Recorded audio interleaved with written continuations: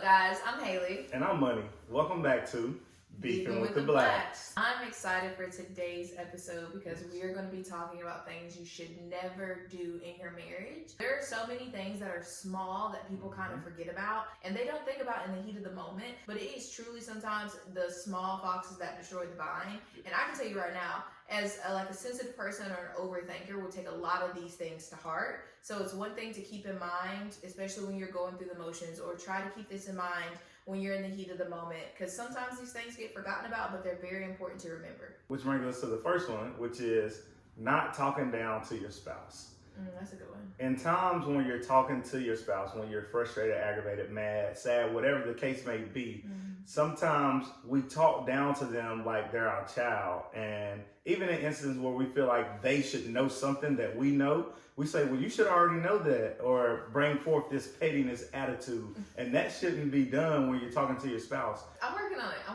We're growing, we're learning, we're improving. It's True. been a while since I've been in that seat, so it's okay. She's not like that for real, y'all. But just talking to them with understanding and basically letting them know that you're listening to them and you're willing to talk to them like they're a competent adult and not like they're an incompetent child. Because when you do things like that, it worsens the feelings and it makes them feel worse. And whatever you were coming to them with and talking about is going to be null and void, because the only thing they're going to think about is how you were talking to them. So just be mindful of the way that you bring forth problems or situations to your spouse, because if you don't, then it's going to make it seem like you're trying to be their parent or talk down on them. Would you say that men and women do it differently than each other? Yes, I would, because men more so when they do it, it's kind of like how they're talking to their friends. So like most of the time when men have talks or just it's a room full of men, the loudest man gets to talk. So, and it's not like a disrespectful thing. It's just we all have something to say in the topic, and whoever the loudest is who we usually listen to. But you cannot be that way with your woman, because if you get too loud with your woman, they're just going to shut down and they're going to say you're yelling at them. I'm gonna cry. Don't yell at me. I'm gonna cry. You may not be feeling that way, but that's how you talk to your homeboys, and that's not how you should talk to your woman. And women sometimes, like I said before, come forth with this pettiness. Or like, you should already know that. Like, don't you know this already? Because they already know it, and they feel like most things that they know are common sense, and that you should know it too. If I know it, we both adults, why don't you know that? And it makes it seem like that you're talking down to your spouse whenever you talk to them with that type of tone, you know? And can I add to that real quick? Yeah. When it comes to, because sometimes it's not always I think you should know what I know, but sometimes it's we've already had this conversation so many times, and now I feel like a mom or I feel like a parent because you haven't done the thing that you said you were going to do. And now for whatever reason that has hindered me. But what I've learned is instead of throwing it back up in his face saying you said this, that, and the third, or what about throw it this? back up in my face. No, I'm saying, I know I can, but I'm saying I'm not going to. And instead of doing that. You know what I mean? Anyways, but I've learned instead of throwing it back up in his face, getting upset, going off, putting honey on my lips when I talk about the subject, even if I'm upset about it, even if I'm like really frustrated about it. And this one, like, it is a process, okay? Even in understanding this, even in knowing this, sometimes I be having this same attitude because, sir, we already had this conversation. How many times we gotta have it? But I stop myself now more than I ever have before to be like, okay, look, this is something that's bothering me, love. You said that you would get this done. What I don't want to do is nag you, but this really needs to get done. And at that point, it turns into a conversation rather than an argument. Right. Now, going into number 2 for me would be correcting and arguing with your spouse, like in public. When I tell you, nothing makes me more uncomfortable is seeing another couple argue in public. Because I don't need to know your business. Why in the world are y'all out here going at it? If you are disconnected on whatever the topic is, if you guys are disagreeing, take care of that at the crib. Because in front of me and in front of other people, y'all should be a unit. We are unified every single time. And nothing frustrates me more to not be unified while we out here in public. And some people say, oh, that's fake. Y'all being fake. Y'all putting on the show. I could care less what you call it. If I say the sky is purple, this man is gonna say the sky looks good tonight. Well, I disagree because I'm just playing. I'm just saying, it's like there's not gonna be. What do you mean the sky is purple? No, the sky looks beautiful tonight. He may not outly agree with what I said, especially with something that's outlandish as the sky is purple when obviously it's blue or whatever the color may be. But it's not going to be, well, let me correct my wife in this moment because now she's looking at me crazy. I'm looking at her crazy. No, but when we get in that car, why in the world? Don't ever put me in a position like that again. He gonna look at me like I'm crazy. Like, don't ever say that again. You know the sky is not purple, ma'am. You know what I'm saying? And if he's upset with me about something, or if I'm upset with him about something, best believe there will not be an argument held in public. Because one, it's almost like showing cracks in your foundation. And a lot of times it's not a crack.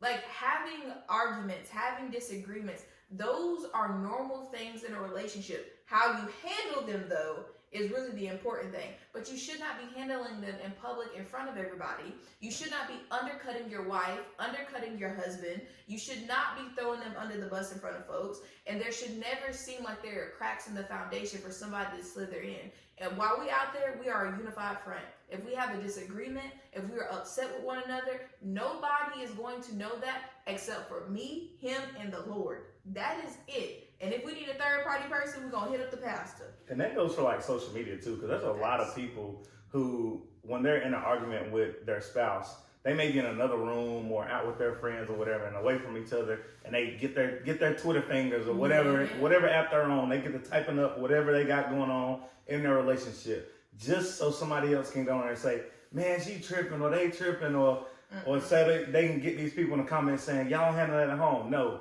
before you even get the comment of y'all handle it at home, instead of typing how you feel and what was going on, why don't you go 2 doors over or go back home and have that talk with your spouse or boyfriend, girlfriend, whatever y'all may be, and just figure out whatever it is that y'all going through. Because nothing makes y'all look crazier than going on social media and acting a fool, typing out how you feel. 2 days later, y'all have an engagement shoot. Please, because tell me about it. It's just crazy that some people go on there, tell all their business, all this stuff going on. He cheated, this happened, that happened, whatever, and then 2 days later, y'all back together. So that is another reason why you need to keep your problems in-house, because if you don't keep them in-house, then it makes you look even crazy, especially to the people that you're seeking help from. Because you go to these people for help, they give you advice, and now that they've given you advice and you get back with that person, most of the time you're going to tell that person the advice you was given, and it's going to make your spouse or whoever look at them differently because they gave you some advice that was different than what you took, and y'all were back together, and their advice might have been to y'all leave that alone.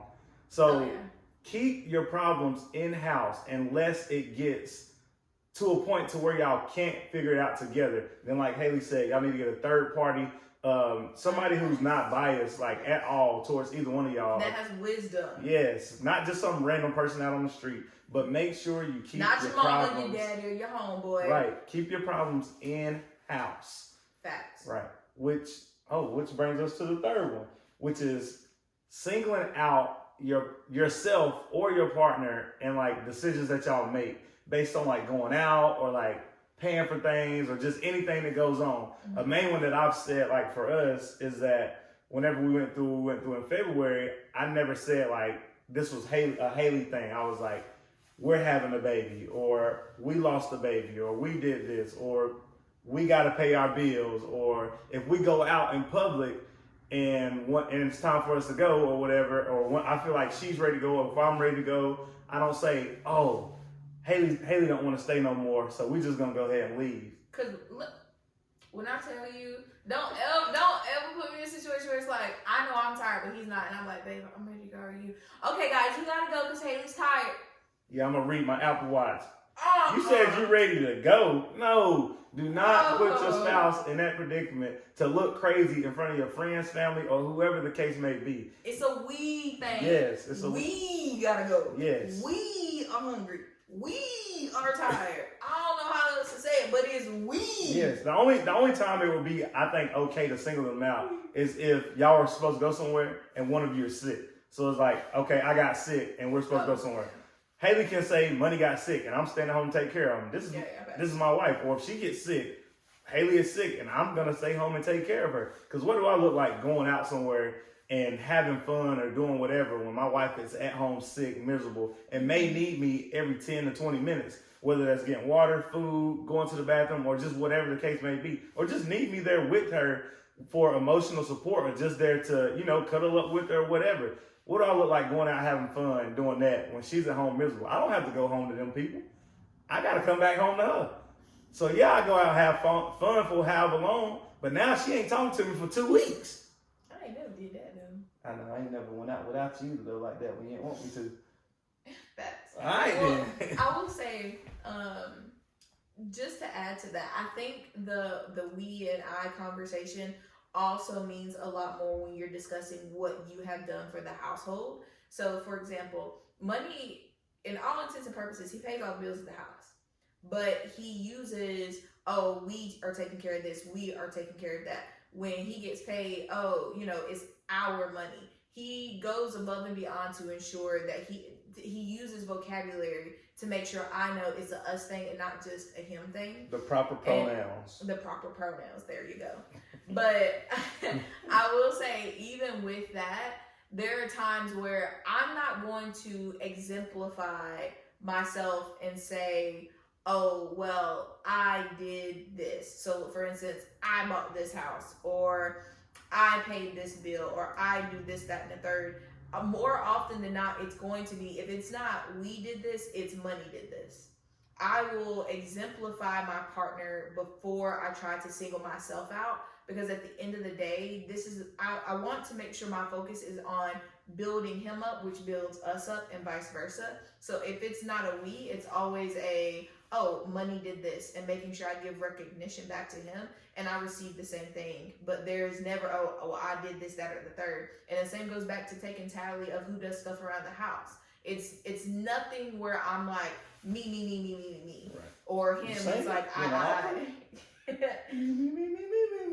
Anyways, my fault. But it's never a situation where it's like me. It's a us thing, or I will say money did this, that, or the third, because I do like to put him in a position to where it's like he knows I appreciate the things that he does, and I don't mind saying that, even if some people will view it as it's diminishing yourself. But in all reality, I don't mind putting my husband on the pedestal, because this man takes care of me, and I appreciate that, all in all. And I know he appreciates the things that I do for him, because I'm a good wife too. Don't make me try.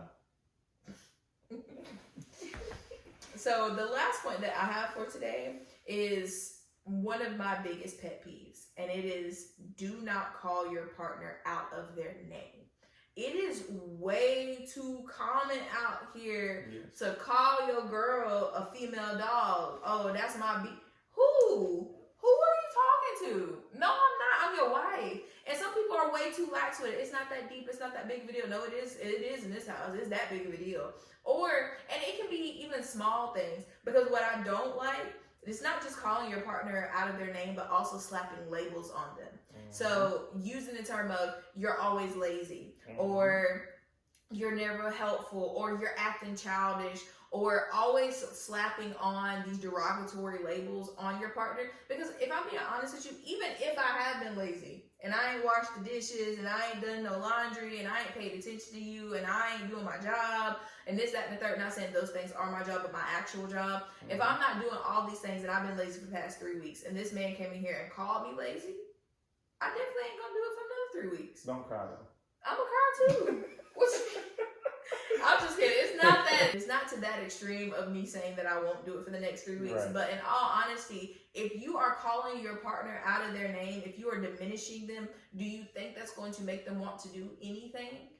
If you are calling me childish, if you are calling me lazy, if you're calling me out of my name, if you're slapping labels on me, calling me the B word, calling me this, that, and the third, you're not going to get anything from it. You can catch more flies with honey than vinegar. Mm-hmm. So if you are wanting something out of your partner, especially me, if you want something out of me, you gotta talk to me nice. The nicer you are to me, the more you're going to get out of me. I'm being honest with you. Now, I'm not saying if you out here acting a fool, your partner does not need to call you out on it. 110%. This man will call me out on my stuff in 2.5 seconds. But there's a way to go about it. Yeah. There's a way to go about it. There's a way to be loving. There's a way to be respectful. And there's a way to address an issue. And calling your partner out of their name, slapping diminishing labels on them, and talking down to them is not the way to do it. No. And I don't understand the men who do that. Like, not even just to calling them lazy and like those terms, but I never understood why men will call a woman the B word. Like, I just couldn't fathom calling any woman the B word. And even when I got to the point of like mad, to the highest level of festivity, I don't think that I would call a woman the B word. Like, that's just not something you just throw around like you calling, I don't know, like somebody's name, and people really throw that around like they're playing around. They're like, oh, I'm just kidding, or they be like, oh, that's your B right there, ain't it? No, that's not my B, that's my wife. And don't come around here calling somebody that's like my sister or my mom or grandma or anybody, my wife, anybody of that nature. Do not come up to me saying, oh, that's your B, or she acting like a B. No, that's not the word you need to use. There's words that you can use to say that somebody's being aggravating or irritating, or they're being messy, ignorant, whatever. You can say any of those words, but you don't have to put all of those in the category of the B word. And that's the main one that everybody uses. And another one that people use is just calling people hoes. Like, it can be people that ain't never done that in their life. Man, that hoe, whatever. No, y'all shouldn't be saying that word to people. Even if they are that. Like, just think if somebody was calling, I always tell the kids, just think if somebody called your mom that. How would you feel? Well, I wouldn't let okay, then why would you call somebody else's child that? Or somebody else's mom that? If you wouldn't want somebody calling your sister, your mom, or whoever that, why would you call their people that? And that's just kind of how I feel about that. A lot of people do not realize how much power is impacted behind what you call somebody and the label that you place on somebody. Even in relationships where it's like, oh no, I understand where he's coming from. Oh, I know what she means. It's not that deep. No, I know so many people who say that, but then they calling me crying about stuff. They feel diminished in their relationship. They feel unseen in their relationship. They feel worthless in their relationship. And knowing so many people who are cool with it, but behind closed doors, they're hurt, they're crying, they need support, they need somebody else to build them up after their spouse tore them down. That's a real thing. So your words matter more than you know. And just to kind of recap it, going from not talking down to your partner, like you said at the beginning, in a tone of, I am not his mother. It is not my job to parent him to any degree. He already has been parented, and it is wrong of me to try to do that again. That only will diminish who he is as my husband, as the head of this household, and as the leader that he is supposed to be. So how can I expect to get a reaction out of him that I desire if I'm talking to him like a mother when that's not who I am? I'm his wife. I'm supposed to build him up, not tear him down. Don't worry, I'm going to make you a mother, though. And number two, the second thing we talked about today was just not correcting your spouse or arguing in public. Whatever you guys are disagreeing on in public or whatever can wait till you guys get to the car or to the house. Nothing is serious enough for y'all to be talking about in front of a crowd of people. And if it is, just go ahead, get up and leave right then and there. Agreed. And then the third point that Money made was singling out your partner. There should never be a situation where you put placing blame on your partner. If it is not we, then it's a problem. If I'm tired and ready to go, or he's tired and ready to go, we are ready to go in every single scenario. Because what you don't want is to make your partner look bad. At the end of the day, I know that's a small thing, but it does help to strengthen your relationship. Because if you're throwing your partner under the bus, then who got their back at the end of the day? If you ain't got your partner's back, who does? And it only makes them look bad in public. And why would you want to do that? And for that last point, and y'all heard how I felt about it, so stop being out here calling these women. And women, stop calling men these terms too. Because when y'all call them these terms, it makes them feel more comfortable to call you these terms. And at the end of the day, we know deep down, y'all don't want these men calling y'all these terms. So do not call your spouse out of their name, whether it's a derogatory term, the B word, hoe, whatever it is, heifer. Okay, look, no, heifer don't need to be on that list. I don't know. I struggle with heifer. Heifer my favorite word. She ain't calling me that, but I just be calling everything a heifer. So just watch what you're calling your spouse, because these words do have meaning, and whenever you guys have problems down the line, they're gonna be like, well, he called me this. Well, shoot, I was at y'all house the other day and I heard him call you the B word and you laughed about it. Why are you mad now?